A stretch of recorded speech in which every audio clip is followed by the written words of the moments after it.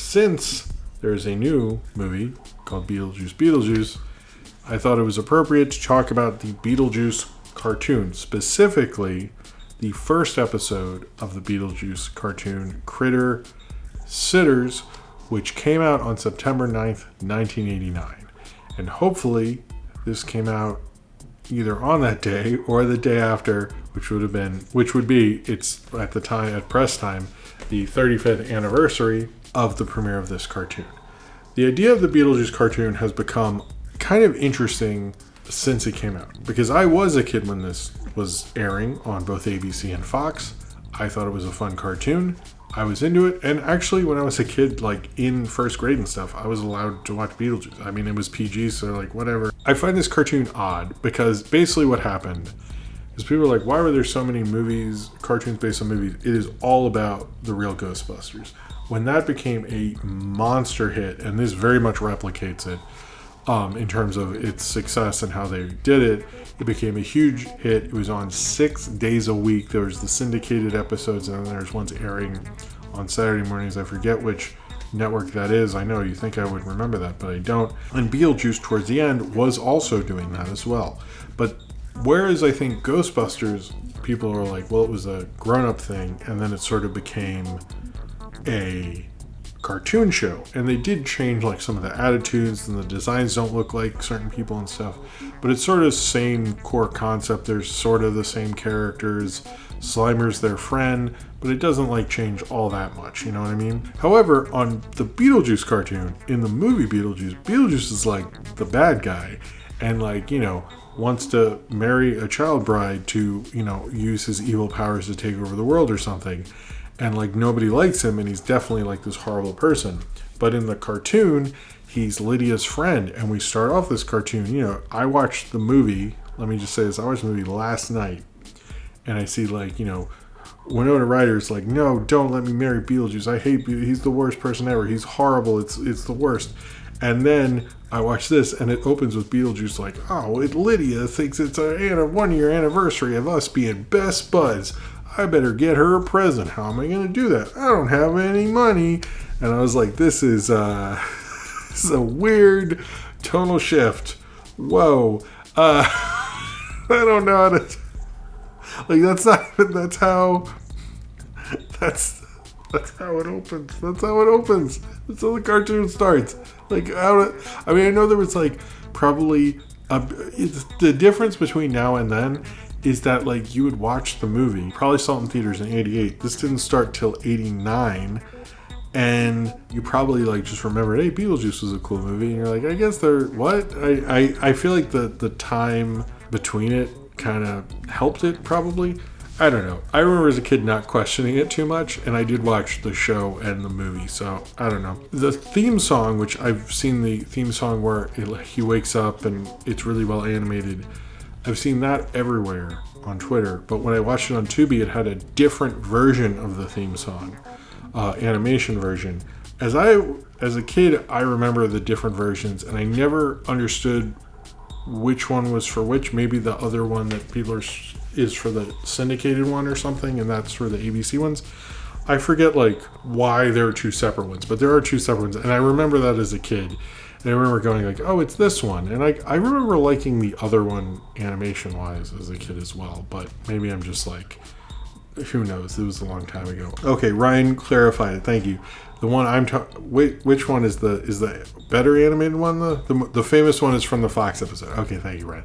The one that's been trending is from Fox. That's from me. Okay, that's sort of what I thought was the deal. This is a weird episode. I'm sort of talking about the show and my memories of it as well as episode 1 because... I do think this is a strange-ass episode to start with. I was like, okay, this is the first one that aired, I guess. But it's basically like Lydia, who also, when she meets up with Beetlejuice, she goes from like her regular clothes to like this cool like spider red poncho-y thing and looks really cool, and then is friends with Beetlejuice, and they're best buds now, yay! Which is also weird because the red poncho reminds you of the red wedding dress when he was going to marry her as a child bride. There's really no good way about this.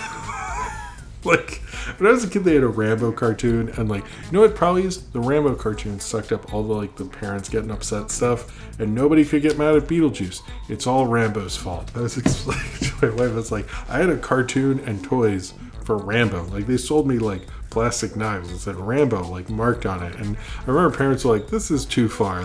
Like I had toys of Alien in elementary school. Like, it was like the 90s were a crazy time. I can't imagine kids having Oppenheimer toys.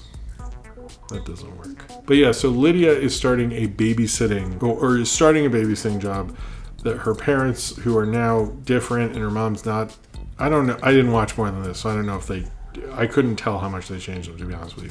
But her parents are going to go out with these couple, and she's just going to watch the baby. And Beetlejuice finds out she makes $2 an hour, which I don't know what that is adjusted for inflation. If anyone wants to look that up, that'd be wonderful. Which I guess was good money then. It's better than no money, as I always say, for any amount of money that's not no money.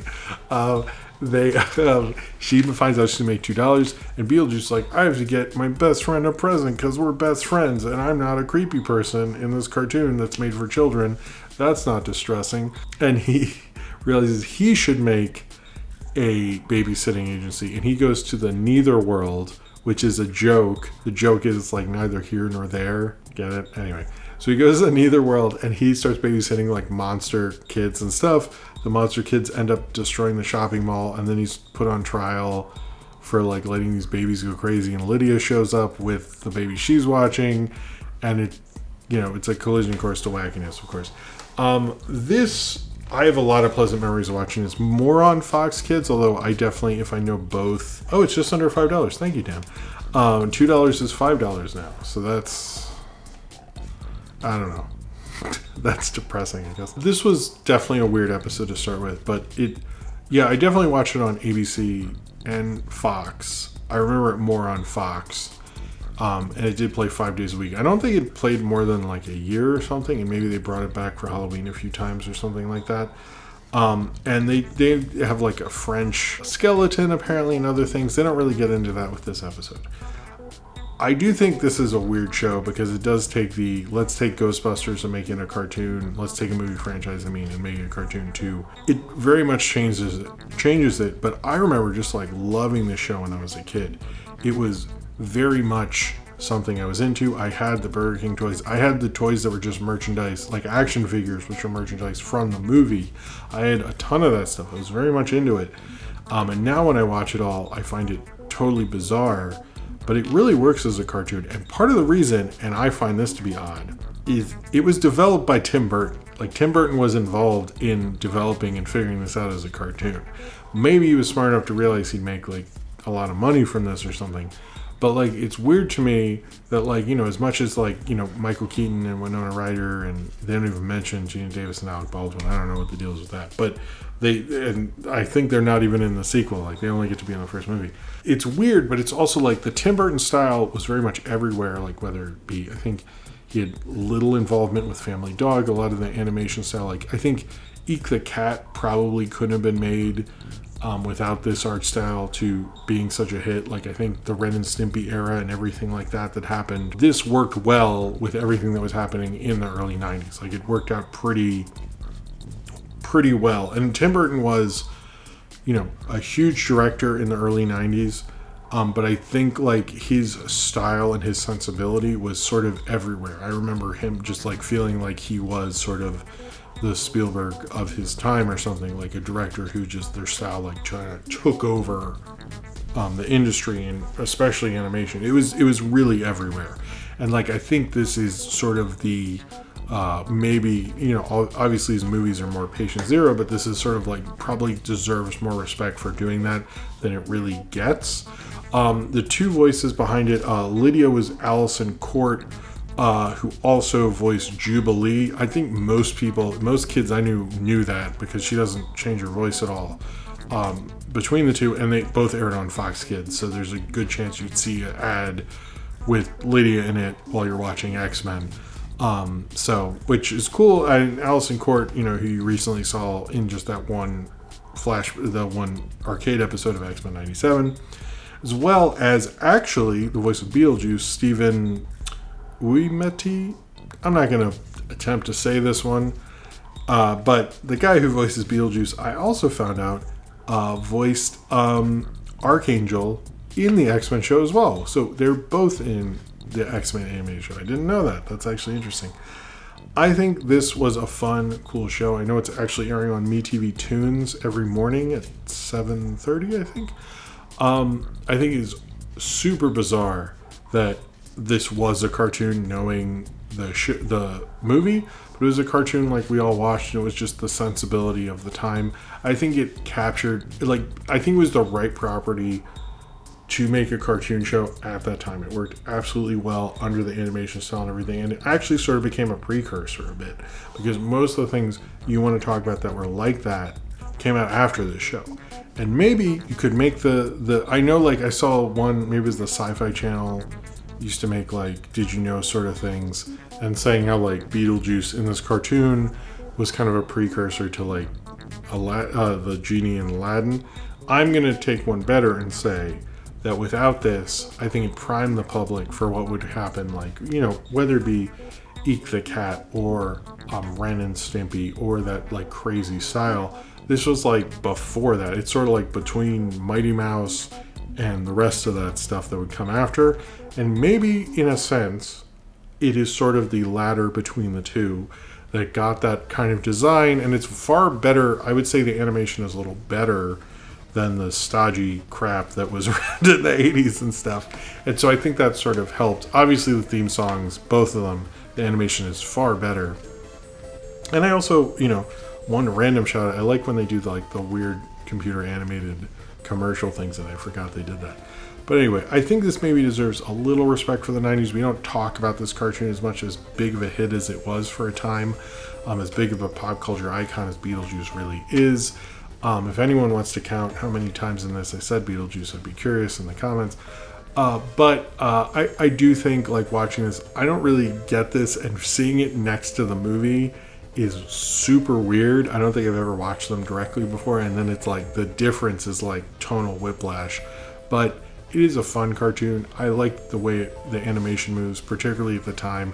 It definitely was bringing up more of the positives, I think, about Fox Kids and the animation. I know it aired on ABC, but in my head it's Fox Kids and stuff. I like this cartoon. I think it was fun, but the difference between its source material will make you think you're watching Watchmen Babies for a little bit, but you're not. It's just a fun Beetlejuice cartoon, and maybe you should just chill out about that this guy went from making Lydia his child bride for them being best friends. And what's really wrong with that?